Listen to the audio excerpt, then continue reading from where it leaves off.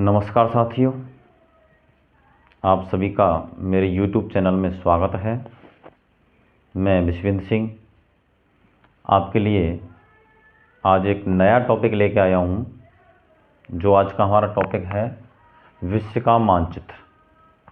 मेरे प्यारे विद्यार्थियों, विश्व के मानचित्र से बहुत सारे क्वेश्चन पुट अप होते हैं जो हमारे विद्यार्थियों के लिए बहुत ही इम्पोर्टेंट होते हैं। तो आज मैं आपके लिए लेकर आया हूँ विश्व का मानचित्र। हम देखेंगे उसमें कि कौन कौन से ऐसे क्षेत्र हैं, किस किस महाद्वीप से कौन कौन सी चीज़ें या कौन कौन से क्षेत्र पूछे जाते हैं। वो एक नज़र हम थोड़ा सा विश्व के मानचित्र पर डालते हैं विद्यार्थियों, जिसमें हम सबसे पहले बात करेंगे महाद्वीपों की, कि विश्व में कितने महाद्वीप हैं, कितने महासागर हैं।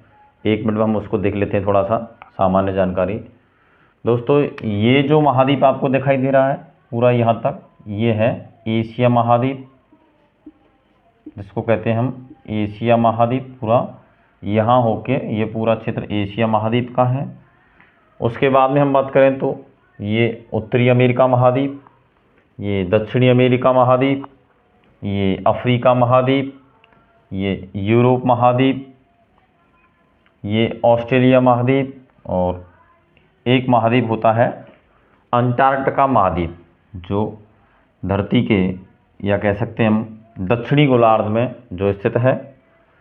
तो विद्यार्थियों, सबसे हम पहले देखेंगे कि कई बार मैं परीक्षाओं से भी देख रहा हूँ, कई बार लगातार जो परीक्षाएं हमारी हो रही हैं यूनिवर्सिटियों की, उन यूनिवर्सिटियों में जो प्रमुख तौर पर जो क्वेश्चन पूछे गए हैं, ज़्यादातर ये क्वेश्चन पुट अप हुए हैं। तो हम सबसे पहले देखेंगे, कई बार पूछा गया है ओब, येनेसी और लीना नदी। देखिए, ये तीनों प्रमुख जो नदियां हैं ये रूस के अंदर बहती हैं। रूस में जैसे ओब नदी है, वो इधर से प्रवाहित होकर और आर्कटिक महासागर में अपना जल गिराती है।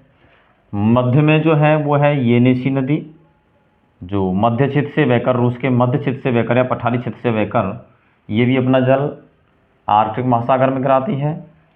अगली नदी है लीना नदी, जो अपना जल आर्कटिक महासागर में गिराती है। कई बार परीक्षाओं से ओब, येनेसी, लीना प्रमुख नदियां हैं। तो दोस्तों, इस पर थोड़ा सा फोकस करें। इन तीनों नदियों से कोई भी एक नदी एशिया महाद्वीप में रूस में से पूछी जा सकती है। उसके बाद में हम बात करें, कई बार प्रश्न पुट अप हुआ है और वो हुआ है पीला सागर का, कि पीला सागर कहाँ है। तो ध्यान दीजिए आप, ये पूरा जो क्षेत्र है चीन देश का क्षेत्र है एशिया महाद्वीप में, जिसको हम पूर्वी चीन भी कह सकते हैं। पूर्वी चीन पर या पूर्वी चीन के सारे जो ये जो क्षेत्र जो आपको दिखाई दे रहा है, ये पीला सागर का क्षेत्र है, जिसको पीत सागर या पीला सागर भी हम कहते हैं। उसके बाद में अगला क्वेश्चन जो पुट अप होता है वो हुआ है कि गोबी का मरुस्थल कहाँ स्थित है। तो विद्यार्थियों, मैं आपको बताना चाहूँगा, गोबी का जो मरुस्थल है, गोबी का मरुस्थल चीन और मंगोलिया के अंदर स्थित है। ज़्यादातर हिस्सा गोबी का मरुस्थल चीन के अंदर और कुछ हिस्सा इसका मंगोलिया के अंदर आता है। तो ध्यान दीजिए आप सभी, गोबी का मरुस्थल कहाँ है, प्रमुख तौर पर हम देखें तो चीन के अंदर, और उसका कुछ हिस्सा मंगोलिया के अंदर देखने को मिलता है। अगला जो क्वेश्चन पुट अप हुआ था कई परीक्षाओं में, वो हुआ था तकलामकान का मरुस्थल। तकलामकान का मरुस्थल की बात करें तो ये पूर्णतः चीन में स्थित है। यहाँ आपको दिख रहा है तकलामकान का मरुस्थल। इसके बाद में और भी कई क्वेश्चन है, जैसे पामीर की गांठ, ये भारत के उत्तर पश्चिमी क्षेत्र में थोड़ा सा, यहाँ जो आपको ये क्षेत्र दिख रहा है, ये है पामीर की गांठ या पामीर का पठार, जिसको हम बोलते हैं, पामीर का पठार है। इसके बाद में हम बात करें तो एक पूछी गई है, कजाकिस्तान में पड़ती है बालखस झील। ये मैंने इंगित कर दिया है, बालखस झील कजाकिस्तान में स्थित है। इसका भी आप विशेषकर ध्यान दें विद्यार्थियों, कई बार से एग्जाम में ये पूछी जा रही हैं चीज़ें। एक पूछी गई है अरल सागर झील। अरल सागर झील की अगर हम बात करें तो ये कजाकिस्तान और उज्बेकिस्तान में स्थित है। उज्बेकिस्तान और कुछ हिस्सा इसका कजाकिस्तान दोनों के अंदर है, जिसको अरल सागर हम कहते हैं। और विद्यार्थियों कई बार पूछा है यूराल पर्वत कहाँ स्थित है। यूराल पर्वत की अगर हम बात करें तो ये एशिया महाद्वीप में रूस और हम कह सकते हैं यूरोप के मध्य कुछ सीमा बनाने का कार्य करता है। ये जो हमें यहाँ से ये दिख रहा है, ये लाइन जो दिख रही है यहाँ पर, इसको बोलते हैं यूराल पर्वत। रूस के अंदर स्थित है यूराल पर्वत। यहीं एक नदी प्रवाहित होती है, उसको कहते हैं यूराल नदी। कई बार यूराल नदी को पूछा जा सकता है। तो यूराल पर्वत के पास में यहाँ पर इस प्रकार ये बहती है यूराल नदी, ध्यान दीजिए आप, यूराल नदी। इसके साथ ही एक बार क्वेश्चन पुटअप हुआ था, अनातोलिया का पठार कहाँ स्थित है। तो विद्यार्थी थोड़ा सा ध्यान दें, यहाँ पड़ता है तुर्की और तुर्की में पड़ता है अनातोलिया का पठार। ध्यान दीजिए, अनातोलिया का पठार तुर्की में स्थित है। उसके बाद में एक बार पूछा गया है फारस की खाड़ी कहाँ है। तो दोस्तों ये जो खाड़ी देश हैं ये सभी, यहाँ ये वाला जो क्षेत्र है पूरा ये है फारस की खाड़ी। इसके चारों तरफ खाड़ी देश बसे हुए हैं, ईरान, इराक, संयुक्त अरब अमीरात, ये आपके कई ऐसे खाड़ी देश हैं जो इसके चारों तरफ फैले हुए हैं। इसके बाद में हम बात करें तिब्बत का पठार। तो विद्यार्थियों यहाँ पर इस क्षेत्र में तिब्बत का पठार स्थित है, यहाँ तिब्बत का पठार स्थित है। और एक क्वेश्चन और पूछा गया था इरावदी नदी का। इरावदी नदी की बात करें तो दोस्तों इरावदी नदी म्यांमार, जिसको वर्मा देश भी कहते हैं, म्यांमार में एक नदी प्रवाहित होती है, उत्तर से दक्षिण में प्रवाहित होने वाली जो नदी है वो इरावदी नदी है, जो कई बार क्वेश्चनों में पूछी गई है एग्जाम के दौरान। उसके बाद में हम बात करें, सामान्य तौर पर पूछा गया है कई बार प्रश्न, लाल सागर कहाँ स्थित है। तो लाल सागर की हम बात करें तो ये एशिया और अफ्रीका महाद्वीप के बीच में स्थित ये जो वाला भाग है इसको लाल सागर कहते हैं। और इधर लाल सागर और इधर पड़ता है भूमध्य सागर, इन दोनों को जोड़ने का जो कार्य करती है वो स्वेज नहर है। ये वाला स्थान स्वेज नहर का है, जिसको स्वेज नहर कहते हैं। मित्रों ये वाला जो हिस्सा है नीचे वाला, ये अफ्रीका महाद्वीप का है, अफ्रीका महाद्वीप। अफ्रीका महाद्वीप की हम बात करें तो यहाँ से कई बार क्वेश्चन पुटअप हुआ है, क्वेश्चन ये पुटअप हुआ है यहाँ से कि एटलस पर्वतमाला कहाँ है। तो एटलस पर्वतमाला की हम बात करें तो ये अफ्रीका महाद्वीप के उत्तरी पश्चिमी क्षेत्र में इस प्रकार फैली हुई है, जिसको कहते हैं एटलस पर्वत श्रेणी। इसी के थोड़े दक्षिण में अगर हम बात करें तो यहाँ पड़ता है सहारा का मरुस्थल, और सहारा मरुस्थल के उत्तर पूर्वी क्षेत्र में देखें तो ये है लीबिया का मरुस्थल, इसको कहते हैं, यहाँ पर लीबिया का मरुस्थल है और ये सहारा का मरुस्थल है। इसके बाद में बात करें, कई बार प्रश्न आता है कि ये प्रश्न भी आया कि कांगो बेसिन कहाँ स्थित है। तो कांगो बेसिन की बात करें तो कांगो बेसिन अफ्रीका महाद्वीप के मध्य में या मध्य अफ्रीका के बीच में ये दिख रहा है जो आपको ये वाला हिस्सा मध्य अफ्रीका में, यहाँ कांगो बेसिन अर्थात यहाँ कांगो नदी प्रवाहित होती है। और कांगो नदी के साथ साथ हम कह सकते हैं कांगो और इसकी सहायक नदियों से निर्मित जो मैदान है वो कांगो बेसिन है।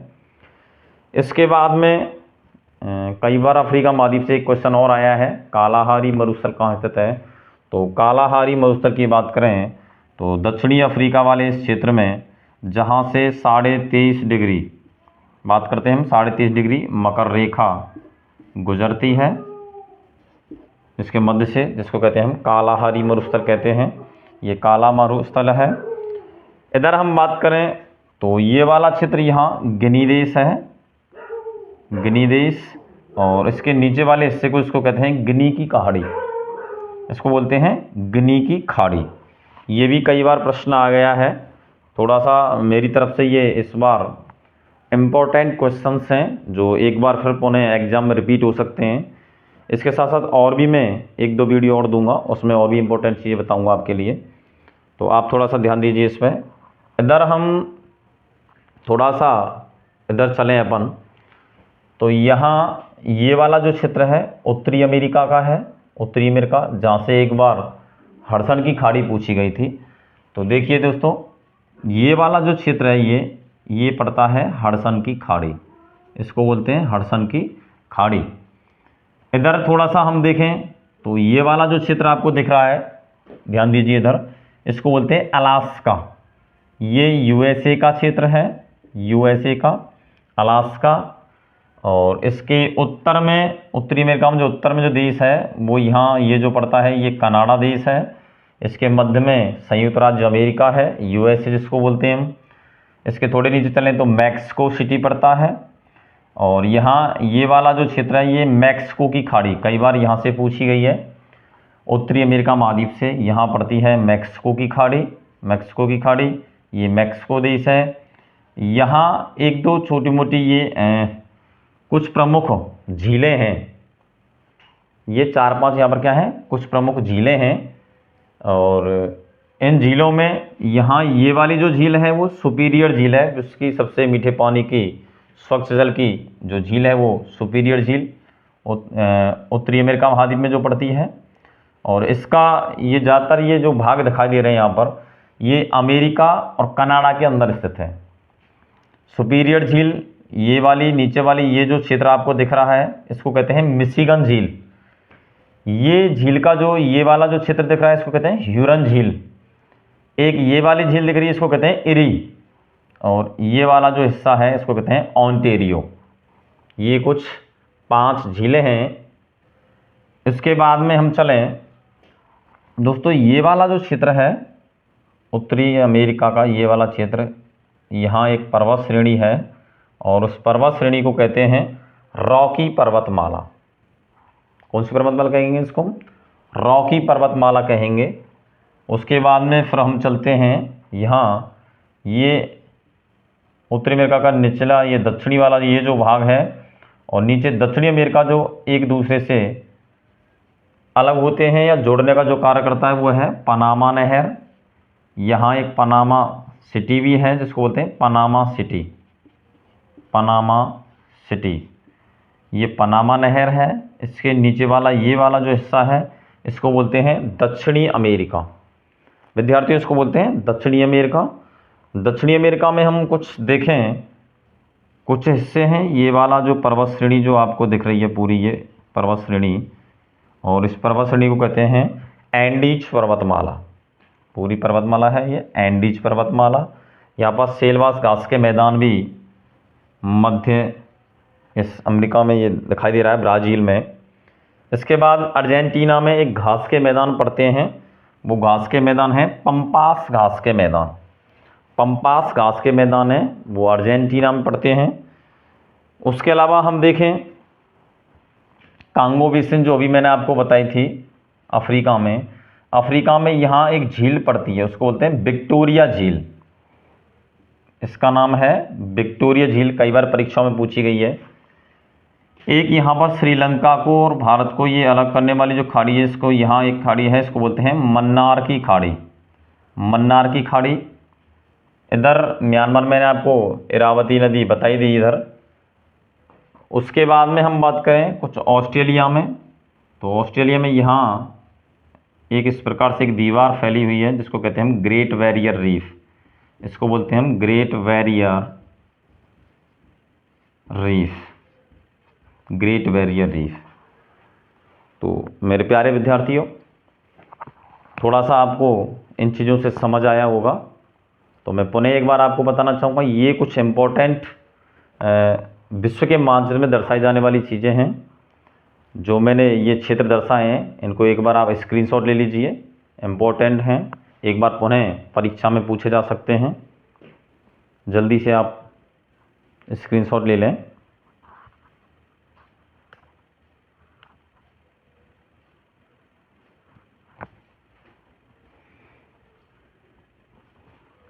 बहुत अच्छा विद्यार्थियों। तो मेरे प्यारे साथियों, आपको अगर ये विश्व का मानचित्र में कुछ अच्छी चीज़ें मिली हों तो आप ज़रूर मेरे चैनल को सब्सक्राइब करें, और बहुत ही जल्दी एक नई वीडियो और लेके आ रहा हूँ मैं विश्व के मानचित्र पर, और अच्छी अच्छी प्रमुख चीज़ें मैं आपके लिए लेके आ रहा हूँ। जो आने वाली परीक्षाओं में बहुत ही इम्पोर्टेंट होंगी। इसी के साथ में आप मेरे चैनल को सब्सक्राइब करें, फॉलो करें और शेयर करें। जय हिंद, जय हिंद दोस्तों।